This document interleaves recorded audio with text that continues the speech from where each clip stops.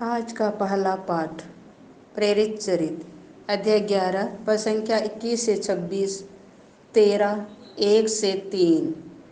वह भला मनुष्य था और पवित्र आत्मा तथा विश्वास से परिपूर्ण था। बहुत से लोग विश्वासी बनकर प्रभु के पास लौट आए। यरूशलेम की कलीसिया ने उन बातों की चर्चा सुनी और उसने बरनबास को अन्ताकिया भेजा। जब बरनबास ने यहाँ पहुंचकर ईश्वरीय अनुग्रह का प्रभाव देखा तो वह आनंदित हो उठा। उसने सबों से अनुरोध किया कि वे सारे हृदय से प्रभु के प्रति ईमानदार बने रहे, क्योंकि वह भला मनुष्य था और पवित्र आत्मा तथा विश्वास से परिपूर्ण था।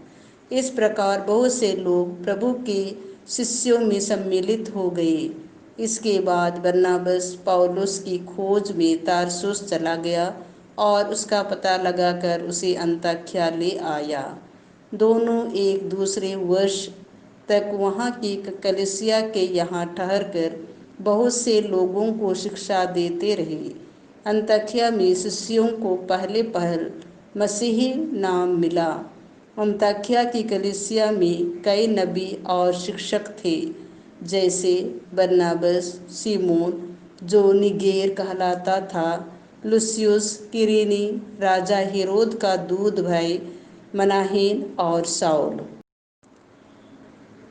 वे किसी दिन उपवास करते हुए प्रभु की उपासना कर रहे थे कि पवित्र आत्मा ने कहा, मैंने बरनबास तथा साउल को एक विशेष कार्य के लिए निर्दिष्ट किया है। उन्हें मेरे लिए अलग कर दो। इसीलिए उपवास तथा प्रार्थना समाप्त करने के बाद उन्होंने बरनबास तथा साउल पर हाथ रखे और उन्हें जाने की अनुमति दे दी। संत मत्ती के अनुसार पवित्र सुसमाचार अध्याय 10 पद संख्या 7 से 13। तुम्हें मुफ्त में मिला है, मुफ्त में दे दो। यीशु ने अपने प्रेरितों से कहा, राह चलते यह उपदेश दिया करो, स्वर्ग का राज्य निकट आ गया है। रोगियों को चंगा करो, मुर्दों को जिलाओ, कोढ़ियों को शुद्ध करो, नरकदूतों को निकालो। तुम्हें मुफ्त में मिला है, मुफ्त में दे दो। अपने फेटे में सोना, चांदी या पैसा नहीं रखो। रास्ते के लिए ना झोली, ना दो कुर्ते, ना जूते, ना लाठी ले जाओ, क्योंकि मजदूर को भोजन का अधिकार है। किसी नगर या गांव में पहुंचने पर एक सम्मानित व्यक्ति का पता लगा लो और नगर से विदा होने तक उसी के यहाँ ठहरो।